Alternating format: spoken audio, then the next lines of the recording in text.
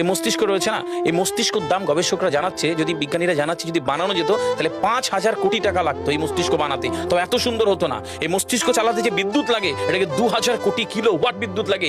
একটা মস্তিষ্ক পুরো বাংলাদেশ চলে যাবে, আর কিছু বিদ্যুৎ বাইরের দেশে বিক্রি করে এই দেশ টাকা রোজগার করতে পারে। এই আপনি চিন্তা করেন যে শিরোপশিরাগুলো, একটা তারের হেডফোনকে পকেটে দেবেন আর বের করবেন, দেখবেন ছাড়াতে হচ্ছে, তাই না? জুড়িয়ে জানা এই পুরো শরীরের মধ্যে এরকম জড়ানো পেছনে যত শিরা আছে না, এই শিরাগুলোকে বলা হয় খুলে খুলে রাখা হলে 11 একর জমি লাগতো, 11 একর জমি লাগতো। কেন ইমাজিন আমাদের মধ্যে কি রয়েছে, পুরো শরীরে 650টা মাংসপেশি রয়েছে, যা ইনস্ট্রাকশন দেবেন তাই করবে।